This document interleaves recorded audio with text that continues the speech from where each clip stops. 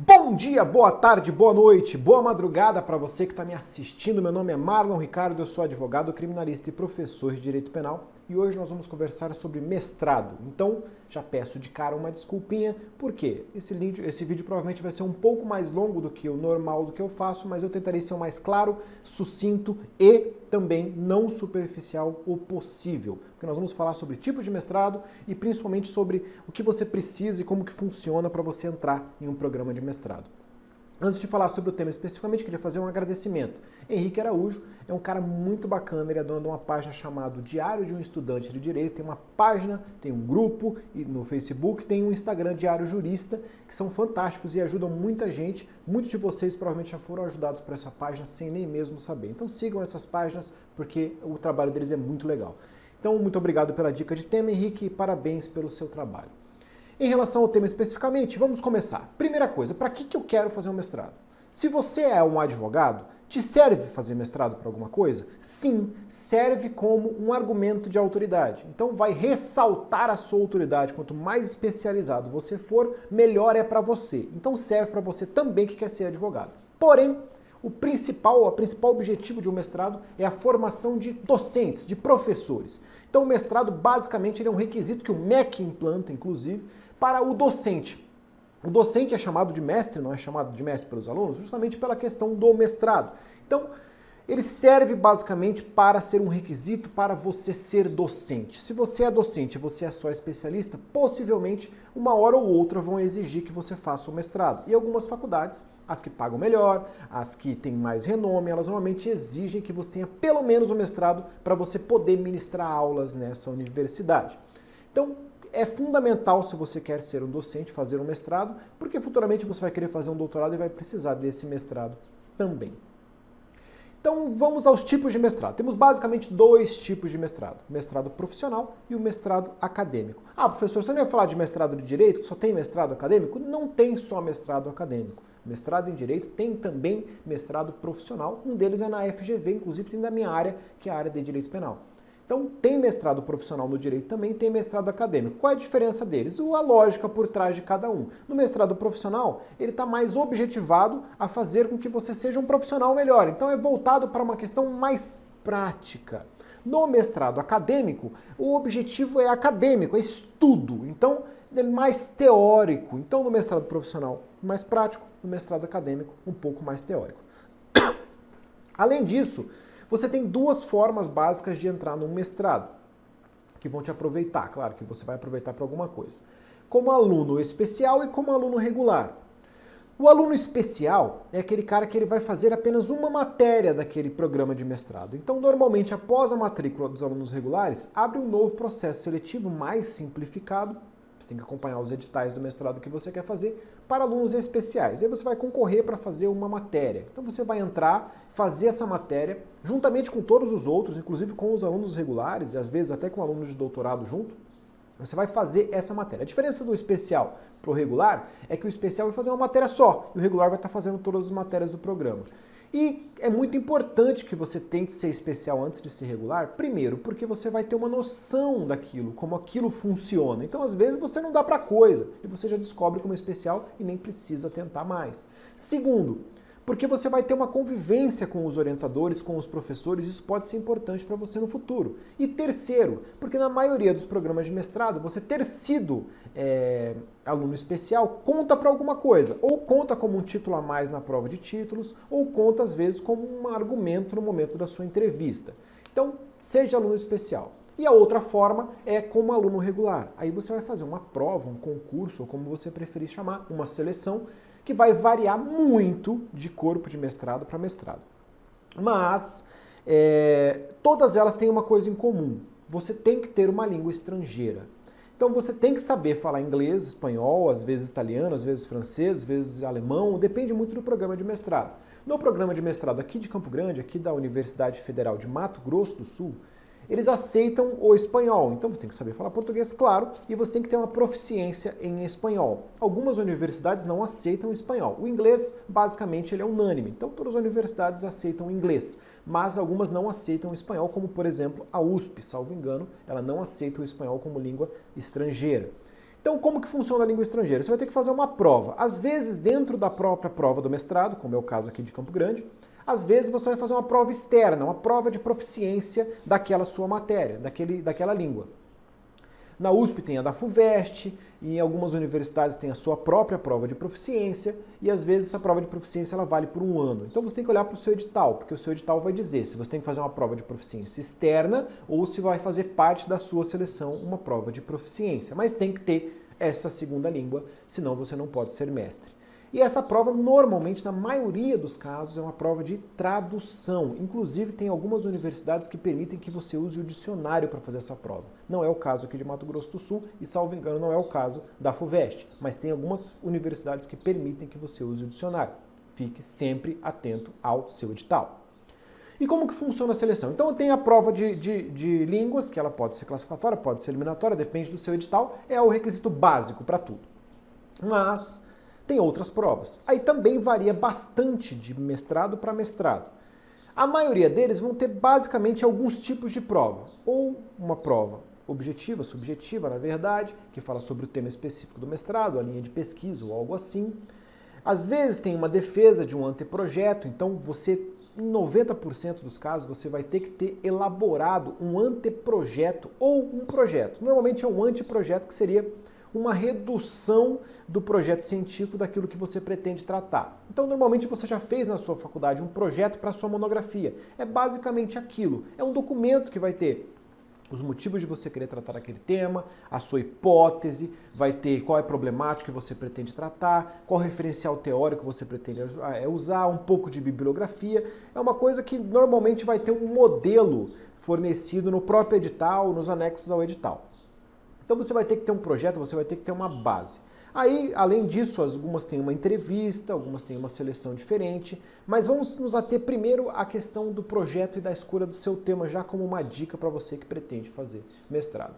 Uma coisa muito importante que você tem que ter, eu vou deixar inclusive aqui na descrição o endereço do Lattes e o meu currículo para você ter como exemplo, é ter um currículo no formato Lattes. Se você nunca ouviu falar nisso, o Lattes é um local do CNPq, que é o responsável pela análise dos programas de pós-graduação no Brasil, onde você cadastra situações de pesquisa. Então, todo professor, pesquisador, tem que ter um currículo Lattes. Lá você vai cadastrar de tudo, suas faculdades, as suas pós-graduações, especializações, orientações de TCC, elaboração de TCC, artigos científicos e revistas e afins. Tudo vai ser cadastrado no seu currículo Lattes. O seu trabalho também como professor, tudo vai ser cadastrado no seu currículo Lattes. E aquilo é contabilizado quando você é professor para uma série de situações. Então você tem que ter um currículo Lattes. Vou deixar aqui na descrição do vídeo no YouTube um link para o Lattes e um link para o meu Lattes também, só para você olhar como exemplo, como que funciona, como que se organiza aquilo ali. E um link para você criar o seu também. Então você, sabendo o que é um currículo Lattes, você vai fazer uma olhada no edital em quem são os professores daquele mestrado. Você já sabe mais ou menos sobre que tema que você pretende tratar. Os mestrados eles têm linhas de pesquisa, então você vai ter que adequar a sua lógica à linha de pesquisa. Você não pode querer tratar de direito penal num programa de mestrado que só fale de direito civil, e você não pode querer tratar de direito civil e um programa de mestrado que só fale de direito penal. Não tem como. Por quê? A sua pesquisa ela tem que ser colada, parecida com a lógica da linha de pesquisa que você escolhe, que todo mestrado tem as suas linhas de pesquisa. Então ela tem que ser parecida com a linha, dentro daquela linha e principalmente a sua pesquisa terá que ser dentro da lógica de trabalho, de pesquisa do seu orientador de dissertação. Então, você normalmente nos programas de mestrado vai ter algum tipo de seleção que vai ser direcionada ao orientador. Aqui em Mato Grosso do Sul, as vagas elas são direcionadas ao orientador. Ele tem que te dar um aceite naquele anteprojeto que eu disse para vocês, ele aceita te orientar e a partir daí você pode concorrer ao mestrado. Então você tem que falar com ele de qualquer forma. E para você ter uma possibilidade maior de ser aceito por esse orientador, seja qual orientador for, o seu tema tem que ser logicamente ligado ao tema dele. E como que você descobre qual que é o tema, qual que é a pesquisa principal do seu orientador? Você vai olhar o currículo Lattes dele. Porque no currículo Lattes dele vão ter todos os artigos que ele já publicou. E você vai olhar os temas que ele trabalhou quando estava no seu mestrado e doutorado, os temas que ele trabalhou em artigos científicos e afins. Então você vai ter uma noção da lógica. Pegue um tema que ele está trabalhando. Então, olhe lá, normalmente ele está em alguma pesquisa em andamento. Olhe para aquela pesquisa, veja algo dentro daquela pesquisa e adeque aquilo que você quer trabalhar à pesquisa do seu orientador. Então não adianta você chegar com um anteprojeto viajado que você não vai conseguir. Então você tendo um anteprojeto, não vou ensinar vocês a fazer aqui, vocês têm que aprender, você quer fazer mestrado, você tem que aprender a se virar sozinho. Então não vem querer falar que você quer modelinho de tudo, porque senão você já está no caminho errado a partir daí. Então você vai ter normalmente essa questão do anteprojeto, dificilmente não vai ter isso. Às vezes você vai ter que só apresentar para o seu orientador e pegar um aceite, às vezes você vai ter como última fase uma defesa desse anteprojeto, mais ou menos como você fez a defesa da monografia. Todos os mestrados, normalmente, eles têm pelo menos uma questão completamente subjetiva, que é justamente para separar o joio do trigo, para eles entenderem se você será um bom mestrando ou não, se você vai estar disposto a pesquisar e estudar ou não. Aí dentro do edital tem uma prova, tem uma linha que chama bibliografia, que vai dizer quais livros que você tem que estudar para fazer aquela prova subjetiva, que também a maioria dos programas tem uma prova subjetiva. Você tem que ler, meu amigo, tem que ler aqueles documentos. Leia porque as provas variam demais, mas as provas exigem um conhecimento, às vezes, aprofundado de alguma parte daqueles textos ou livros que foram colocados. Às vezes são 3, 4 livros, 2 artigos. Você tem que ler e já começar a se acostumar com o quanto você vai ler durante o seu programa de mestrado. Aí você vai ter uma prova subjetiva, vai fazer essa prova subjetiva, e a maioria desses programas tem uma prova que normalmente é a mais importante, que é a prova de títulos. Como que você mostra para eles que você é uma pessoa que gosta da academia e pode ser um bom mestrando? Aí fica a dica para você que está fazendo faculdade e pretende fazer mestrado. Dentro do seu curso, procure PIBIC, procure qualquer coisa que envolva pesquisa, procure os seus professores, ver se tem algo que você possa fazer relacionado à pesquisa. Se não tiver PIBIC, se a faculdade não te oferecer, pergunte ao seu professor: professor, eu posso escolher um seminário, escolher algum congresso e tentar levar um artigo? Você me ajuda a fazer esse artigo? Você é coautor comigo, é orientador do meu artigo para que a gente possa apresentar juntos às vezes? Eu posso tentar publicar uma revista? É fundamental que você tenha alguma noção científica antes da entrada do seu mestrado. Normalmente essa prova de títulos ela vai contar muito título para se você foi aluno especial, se você já fez uma especialização, se você já publicou em um congresso, seja ele nacional, seja ele internacional, cada um contabilizando mais, se você já publicou em alguma revista, algum artigo. Então, dentro da sua faculdade, se você já foi monitor na sua faculdade, normalmente isso conta também. Se você está dentro da faculdade e almeja fazer um mestrado, perua tudo esse tipo de coisa, cara. Vai lá, tenta fazer artigo, tenta se mostrar um pesquisador, porque na verdade é isso que o MEC vai avaliar no mestrado. Ele não vai avaliar se vai formar ou não vai formar professores. Ele vai avaliar se tem pesquisa ou não tem pesquisa. Então é isso que eles vão olhar para você, porque eles querem que você seja um bom mestrando, e um bom mestrando significa um bom mestrando para o MEC, e para o MEC você tem que produzir para você ser um bom mestrando. Então eles vão olhar para isso. Participe de todas essas situações na sua faculdade, porque isso tudo vai contabilizar pontos para você. Na prova em si, você vai estudar muito aqueles livros, porque a prova normalmente é uma prova difícil. Então, às vezes é uma prova de dissertação, é uma prova às vezes específica, com questões objetivas, mas tem que estudar muito aqueles livros. Depois, você vai ter, às vezes, uma entrevista, que na verdade é uma defesa de anteprojeto, e às vezes uma defesa de anteprojeto. E essa defesa vai ser mais ou menos como a sua monografia, só que a diferença é que vão estar lá orientadores de mestrado que vão te bombardear com lógica. Logicamente que eles não vão exigir que você tenha o conhecimento de um mestrando ou o conhecimento de um técnico, alguém que já tenha pesquisado muito. Eles vão reconhecer que você está ali querendo entrar, mas eles vão te pentelhar para saber se você realmente está pesquisando ou se você só brotou aquelas ideias sem nenhum tipo de base teórica. Ou vai ter uma entrevista. Nessa entrevista, caso o seu mestrado exija esse tipo de coisa, é fundamental primeiro que você conheça o seu orientador. Então você vai olhar o Lattes do cara e ler artigos que ele já publicou para que você possa defender o seu tema com base nos artigos que ele já publicou.